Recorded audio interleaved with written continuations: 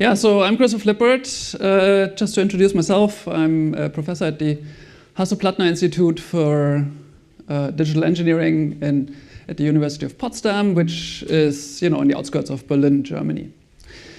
I've spent some time in California before,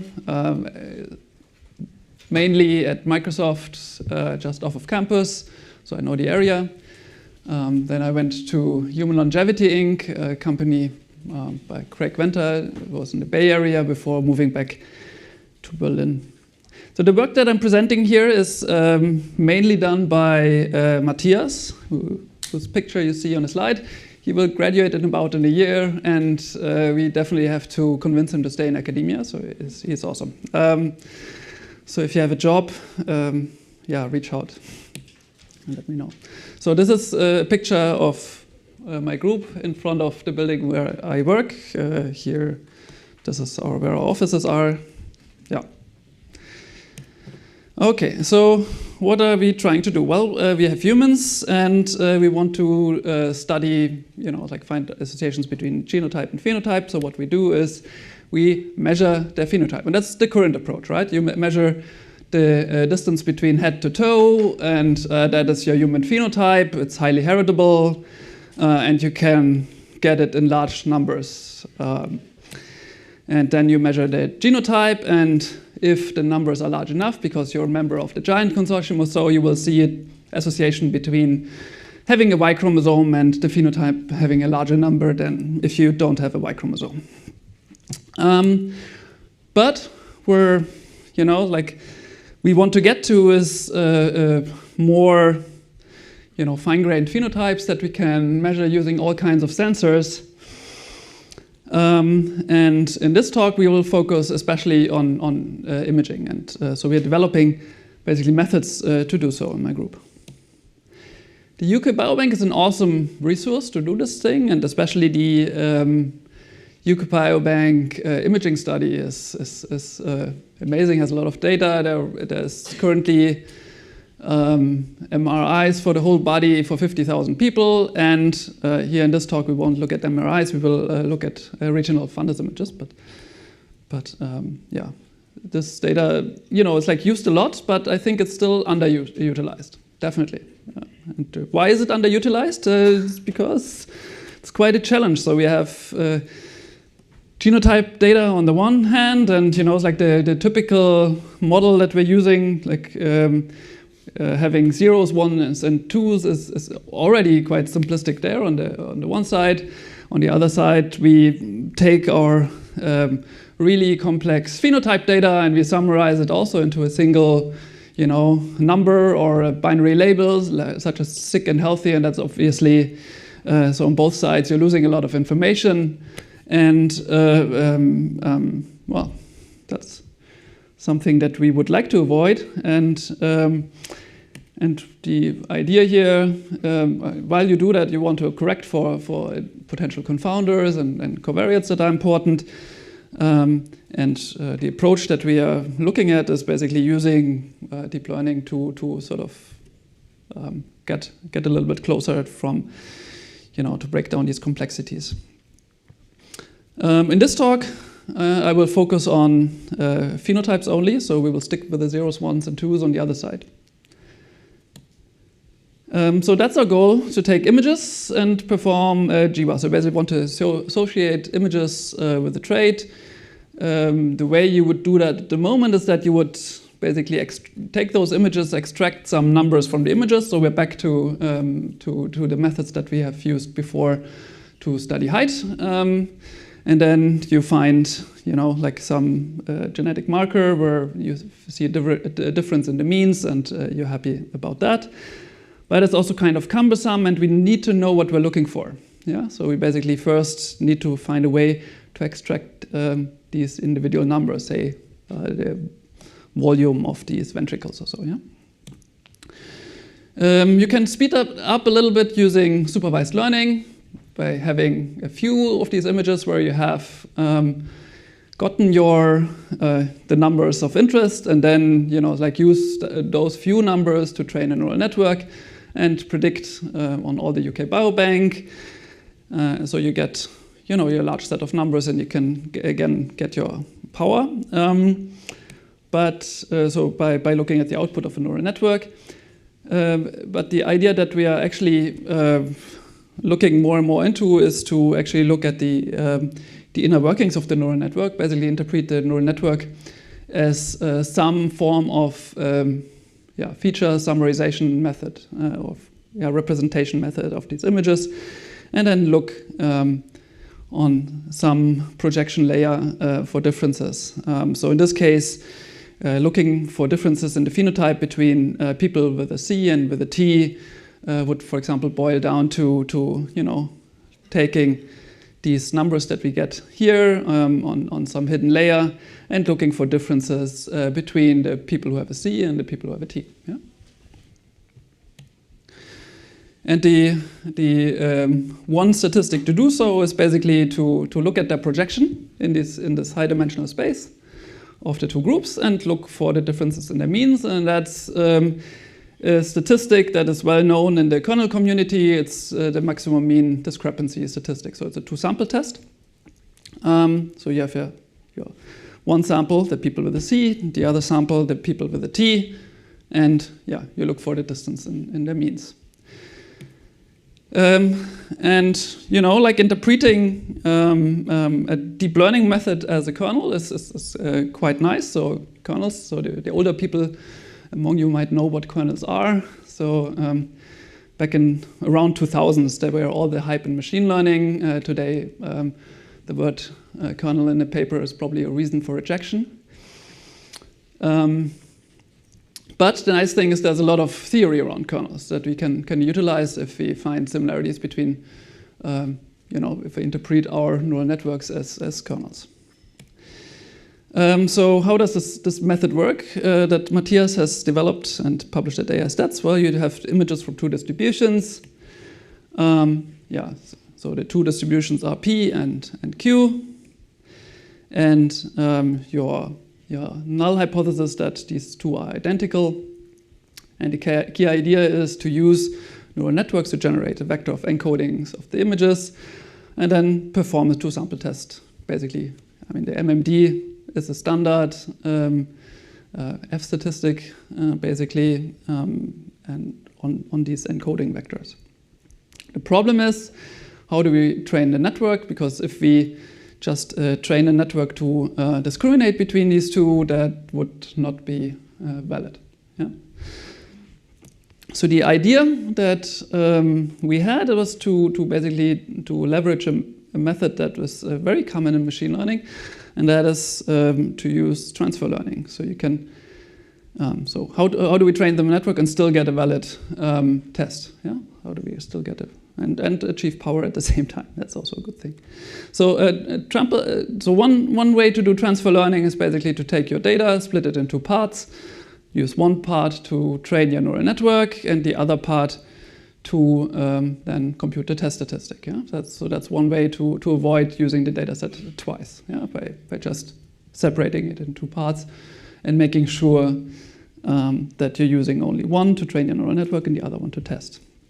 So that works quite well, and I will talk about one methods to use this approach for learning a presentation in a minute. The problem is it reduces the available sample size for testing, and so the other nice approach that Matthias came up with is to use transfer learning from a different data set. So especially on images, we have plenty of image data sets.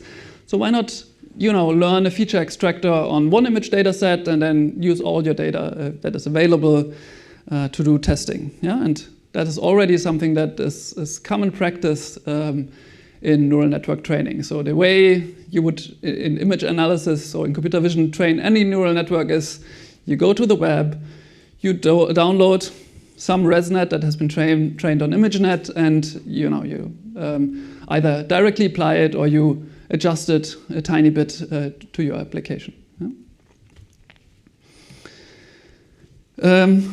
The nice thing about when we interpret these neural networks as kernels is that we can get some theory out. So for this method that I just described, no matter whether the first or the second, we actually can show that if our neural network and our data has several properties, that we actually get a non-parametric test in the sense that we don't have to make assumptions about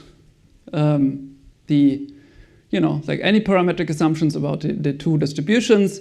As long as they're somehow different, then and our sample size is large enough, we will be able to get a significant test, meaning that our test statistic will diverge to infinity, yeah? And our p-value to 0 thus. Yeah? So, and the way it works as follows. So we are in this transfer learning setting. So we have a feature map. So our neural network is a feature map, our kernel that is trained on dataset D1. And we want to evaluate a test statistic on the second dataset, D2. Yeah? So either your sample split or two completely different datasets. And we have some densities for the two groups on D1 and for D2. Actually, here one is basically here X is your representation and Y is actually your like the class that it belongs to for these two. And then the test statistic will diverge to infinity as long as, well, like there's the data that you use to train your neural network is somehow similar or not too distant from the data that you will then use to compute the test statistic. So that's basically some L1 distance between the training and the testing data sets.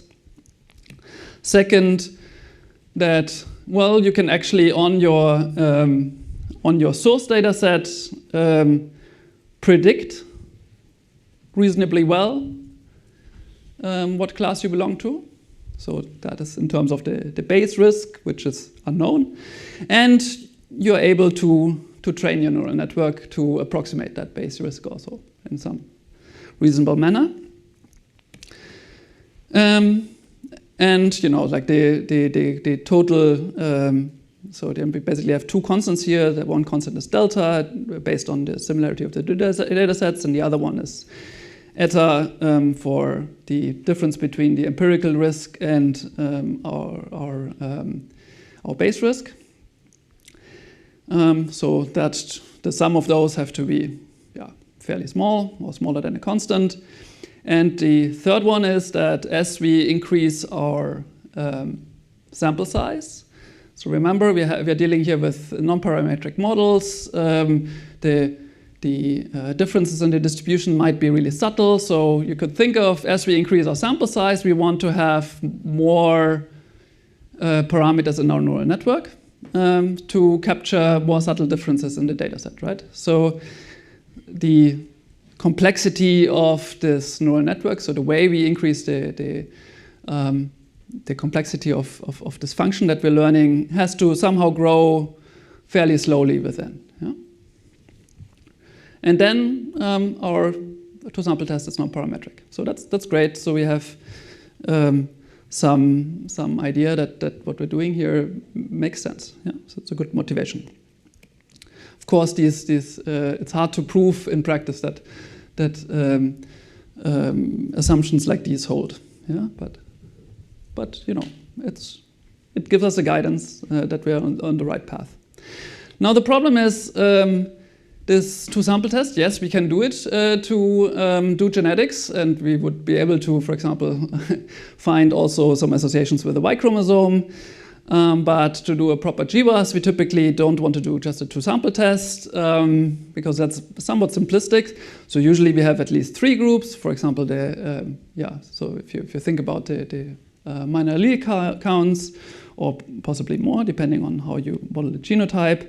And what you really want to do is you want to test for dependence between two variables X and Y. So X, say, being your genetics, Y being the phenotype, your images.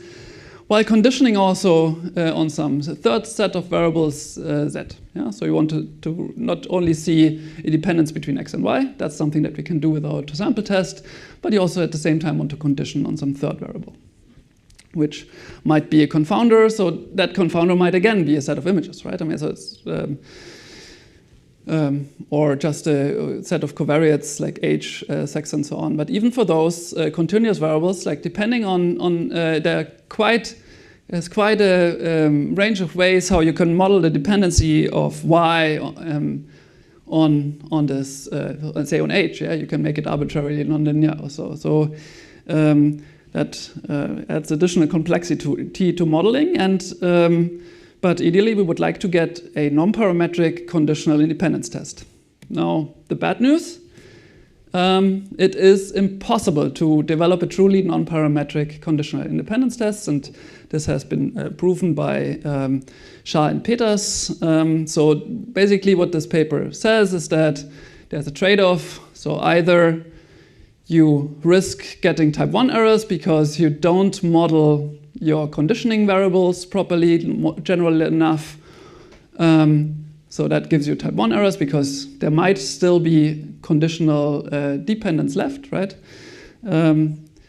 Or if you actually let your, if you make the conditional variables, if you let that learn like very complex functions, then your power will go to 0. So it's basically you're stuck between a rock and a hard place.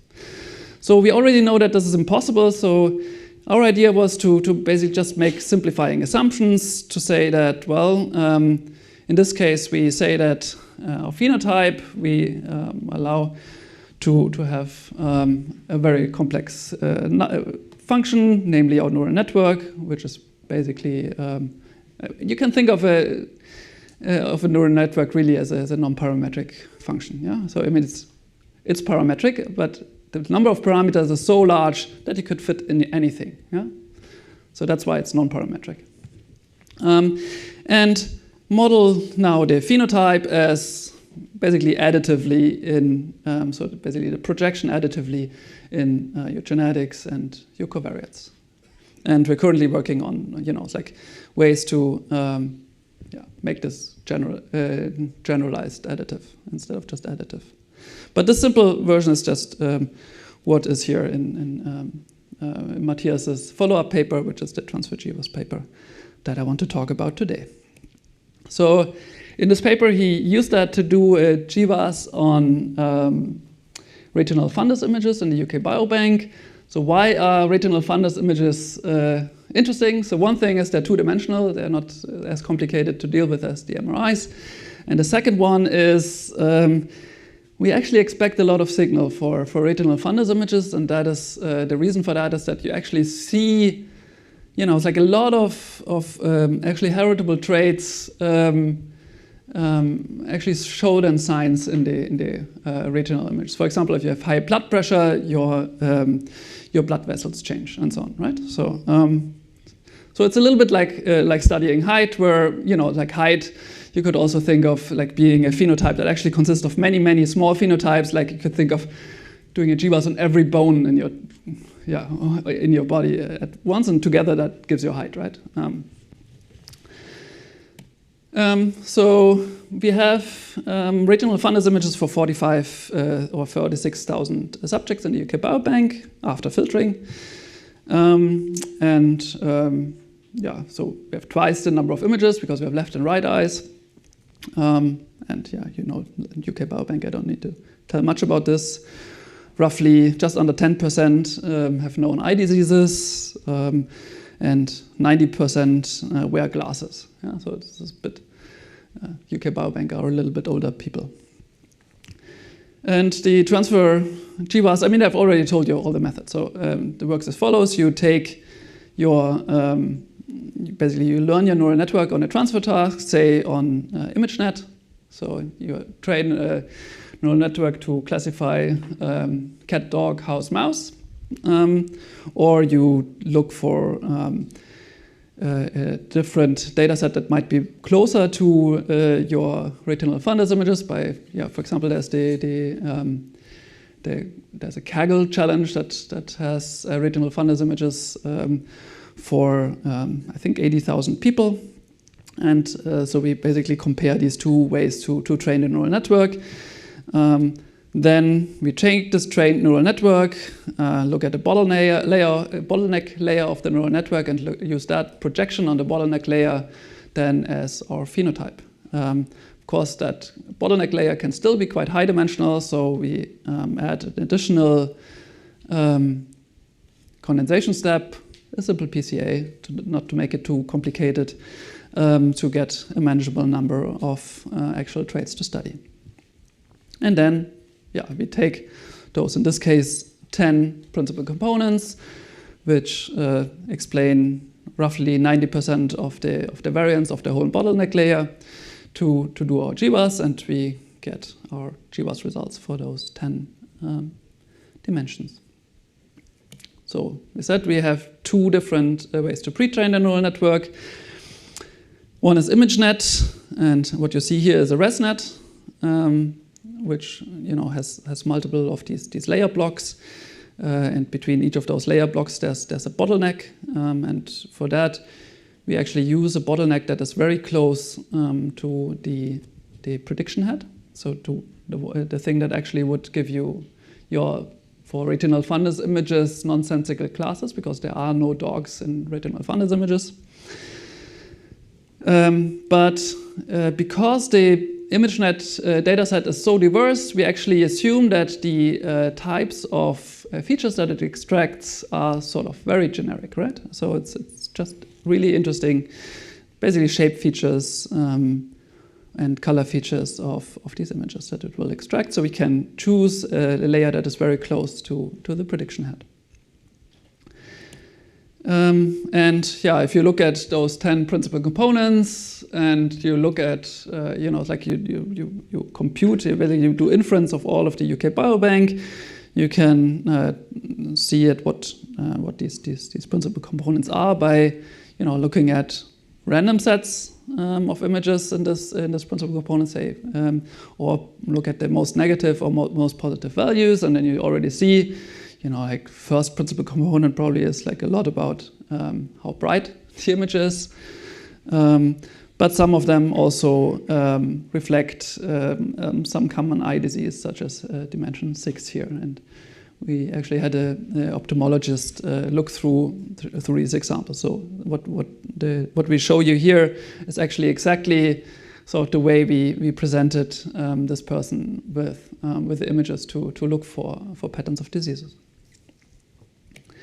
The other one is to use a data set that is more similar, and that is this Kaggle competition by IPAX, which is a company.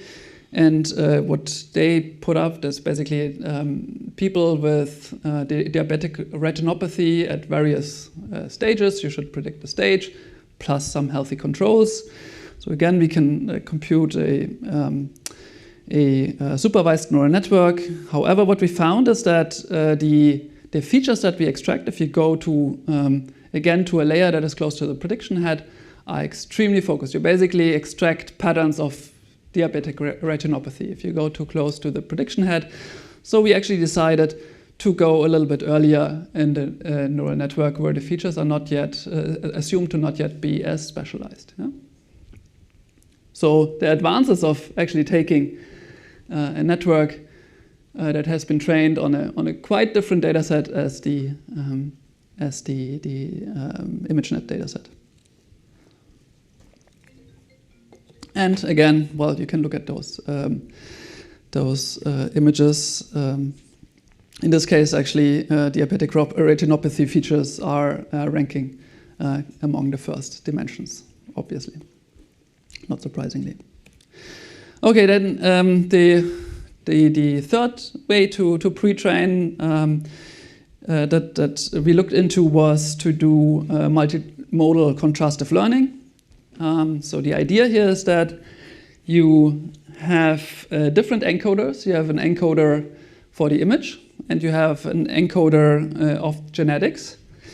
And you have a contrastive objective, basically by telling saying that, well, if an image and the genetics, say basically predicted polygenic score or so, come from the same person, then they should be very similar in this representation. But if they come from different people, then they should be dissimilar. And also that works really well. But that work has been done after the original analysis.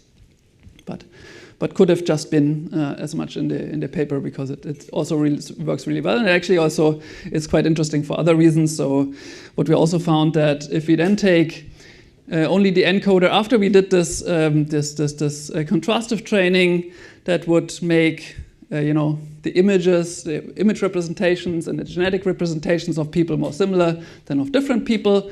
If we just use that image encoder and applied it to supervised downstream tasks that only looked at the images, we improved consistently in all the different tasks that we looked at, compared to other self-supervised learning methods that only looked at images. One more question is, like, how many dimensions do we want to use for testing? Here is a plot of the number, number of dimensions, number of PCs versus variance explained. You see that on IPEX, the first few dimensions explain pretty much all the variance, because it's trained to predict diabetic retinopathy. That's all it cares about. It throws out all the rest, right? So you would expect that.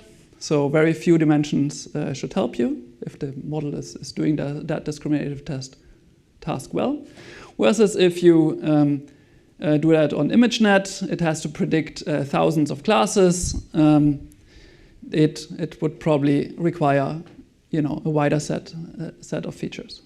So the variance explained grows slower. If you look at power as a function of number of PCs, then power is here approximated by the number of significant signals, and then we see that our choice of 10, actually this analysis has been done after we have done our original analysis with 10 PCs per request of a reviewer. We see that, I think the optimum would have been around 20 in this curve, but 10 is almost indistinguishable, so there's no significant difference for both ways of pre-training the model. So this is a GWAS result, typically presented in a Manhattan plot. So on the x-axis you have your human chromosomes numbered, and on the y-axis you have the logarithm of the p-value. And if you are colored because you're over this line, then you pass the Bonferroni threshold, and you see that there are a lot of loci that pass the threshold. And here there are some red dots because there were 225 SNPs that we just had to truncate because they had p-values that in these two loci that would go far beyond. So on the ImageNet pre-training, again, this is the model that has been trained to predict any kind of everyday images. So we expect it to extract a wide set of features, finds a lot of loci. And if we look at the one that has been trained on IPEX, what we see is that it finds fewer loci. It's more specialized. It looks more on really eye diseases. But for those that we find, the p-values are much more significant. So, okay, well, what do? We see so many trees. What is the forest, right? So the question: are these real? And what do they even mean? So we thought a lot about that. You're basically just doing a GWAS with images. But again, it's like I see the image again as a dump of all kind of phenotypes similar to height. It's an aggregation of many phenotypes. So we actually, if we find an association with height, it doesn't bring us much closer to a mechanistic understanding of it's like how we get taller or shorter. So we need to do additional work. It's like we need to develop the tools So one thing that we can do is we can try to simulate. So how do we simulate here to get estimates of power and type 1 error? Well, we thought of using generative neural networks. So we trained a style GAN to generate these retinal images. They largely look quite good. You know, it's like some have a second optic disc. Well, it's not perfect. The way we add signal is that it's like basically what you do is you take just a random vector, you plug it through that network, and then you get your eye image out. So we just add some snip effect additive to this random vector. We generate the image, and we get an effect. So we can do simulate null snips to look at type 1 errors. So you see that there's a small kink in the beginning. That is actually due to the simplistic way that we test those 10 principal components. So we don't use a multivariate test, but we test all of those independently, and then so that's super simplistic, but it's more conservative because then we have to do Bonferroni correction with a factor of 10. We found in this case, because the principal components are orthogonal to each other, we didn't lose a lot of power, but that's an artifact that you then see in the QQ plot because of this. But it's only for the uninteresting p-values anyways. And yeah, if we add snip effects, then we see some signal. Yeah, nothing surprising. Quantifying power here is of course kind of arbitrary. If we add more of the snip, then we see more signal. Yeah. Okay, so the other thing is like you can look at the phenotype embeddings and try to understand what they're doing. I was already told that this is what we've done is not a PHEVAS, but we actually run a PHEVAS tool, so I call it a PHEVAS because we are trying, we're taking an embedded trait, a dimension, and we are, doing association, testing for association with the whole phenome of these people. So it's a PHEVAS in my mind. So we do basically a PHEVAS against all the PHEVAS phenotypes in the UK Biobank, not UKN.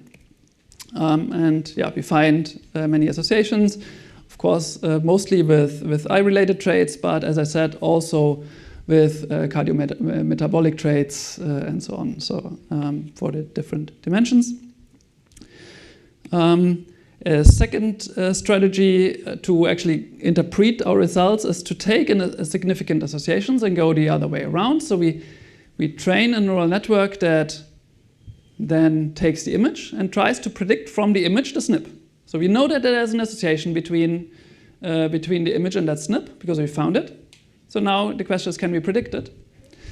And if we do that, we can actually look at we can make a prediction for all the images in our data set and look at the extreme values. And for example, here for the SNP RS5442, if it's a SNP that is known, where the minor allele is known, so minor allele is A, known is associated with 30% increased risk of high myopia. And if we actually look in the extreme predictions in the A direction, then we ask the eye doctors, can you look at those predicted on these images that predict the A direction? We actually see that it picks out images that have a myopic fundus. Or if we look at this SNP RS1041521, that is at the ACTN4 locus. In the A direction, we see myopic retinal venular tortuosity. So this SNP has had no prior association, but the locus had. So there is this in very close LD with a different SNP that is associated with this disease. So that's one strategy that we can take. Okay, let me summarize. So, we want to develop powerful, ideally, statistical methods for genetic association testing. that can make use of these data that is basically now can be collected in extremely high throughput using quite advanced high-resolution sensors. And we also aim to make them then interpretable in the end, yeah? Even though that is sort of the hard bit here. So both are hard, like developing the tests and interpreting the results later. But that's why it's interesting research. So we do have a grant to actually drive this further. So it's a larger DFG grant where we have 2 projects. One is to develop further conditional independence tests for this problem, and the other one is to work on the explaining of the test results. Okay, so let me thank my group again. As I said, most of what I presented is the work of this guy here in the back, Matthias. So we're always looking for PhD students and postdocs who are interested in joining the lab. And as here there are many young aspiring people in the audience, so any day now we'll put out 6 open topic tenure track professorships in computer science and related fields. So bioinformatics, of course, as well in the scope of this. So feel free to apply. The HPI is a great place. Thank you.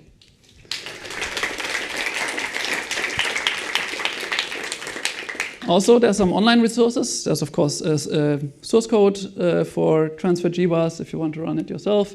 And if you just want to run it and learn it in sort of a boxed environment, there's also a Google Colab tutorial. So, and I'm sure that the slides will be somehow made available via CGSI. The videos will be made available. We can link to the slides for them. Okay, sounds good. Yeah. Thanks, Christoph, for the great talk. I was wondering, at some point, you might have missed the subtleties of that comparison, but you were looking at measuring similarities between your participants on some sort of feature state-based kernel with similarities on based on their genotypes. And you were using polygenic scores to build that, measures of similarities between people. And I was wondering whether using a standard relationship across all SNPs that was not necessarily informed by a particular polygenic score would give the same thing. Essentially, why did you use polygenic scores for making that comparison? Mm-hmm. So let me repeat the questions. Why did we use polygenic scores here? Why didn't we use just a standard genetic relationship? For example, just principal components of the genome. And we actually did both. And the embedding of the genome consists, so we actually thought about what are interesting features to extract. We basically extracted polygenetic scores for a range of diseases, plus principal components of the genome, and fed all of those into a neural network. Yeah. And yeah, but both work well. The polygenic scores actually work even better. Yeah. If you had to do only one, then the polygenic scores help most. Especially if you look at then some of the supervised downstream tasks that are a little bit unrelated to this genetic application that we looked at in this talk. Yeah. So you're learning this really complex nonlinear function of your phenotypes that you then relate to genetics. How confident are you that you are not learning, that you're learning something biologically meaningful and not structural factors that have a good mapping onto the genotypes? So the question is, how are we certain that we learn biologically meaningful features instead of some, say, batch effects or other things that would relate to the genotype, say population structure or batch effects or whatever, right? Like some confounding variables. And the answer is that we are learning probably both, and that's what we're also seeing. So we do see that some of the if you look at those dimensions for the eyes, like some just are hue or brightness or so, right? I mean, it's of course those actually don't associate to the genome, so that's already good.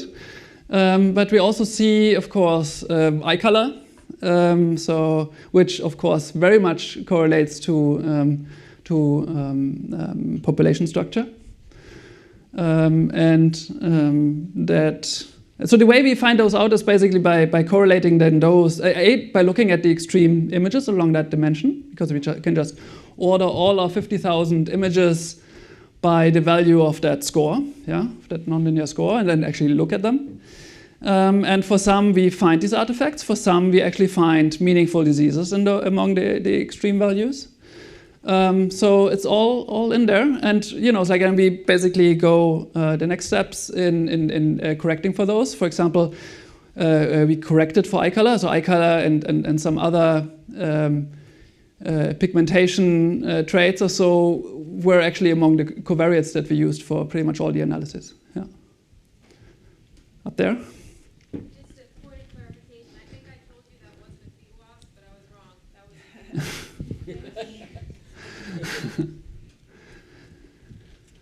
Yeah. Thanks, Christoph, for the great talk.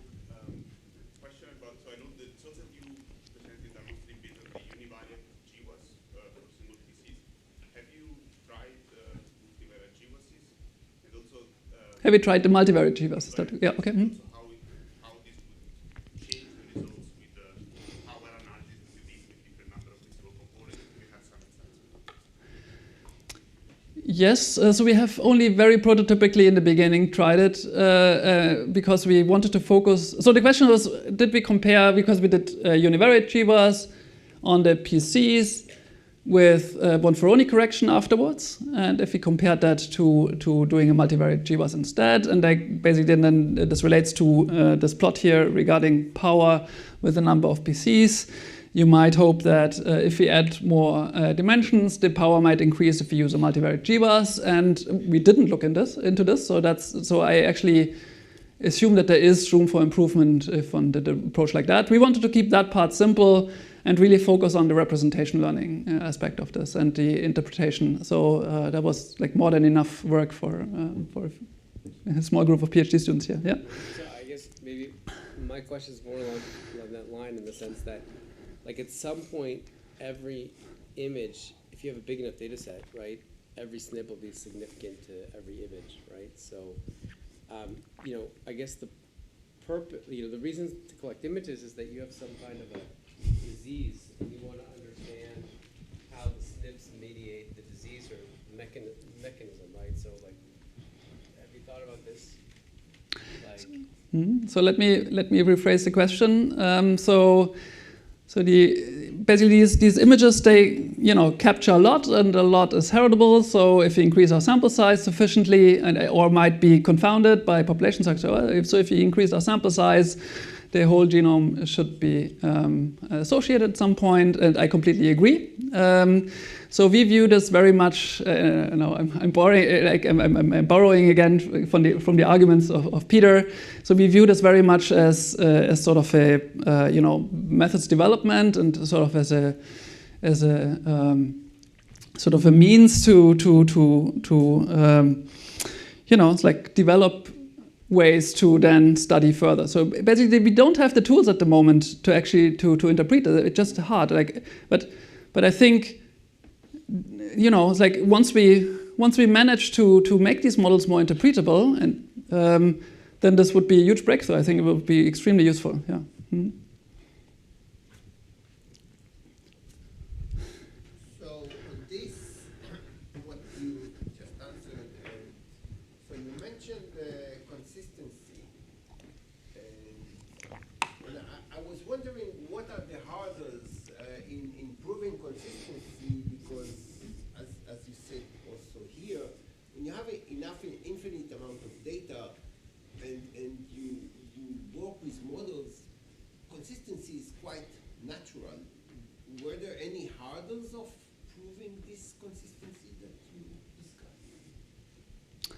So the question is,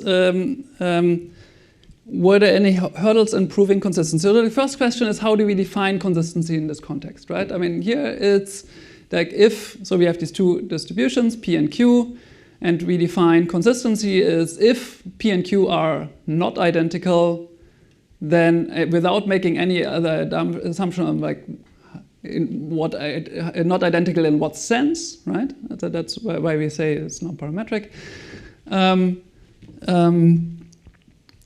We would find it if we just increase the sample size, let that go to infinity, right? That the p-value would go to 0 or the test statistic would go to infinity, as well.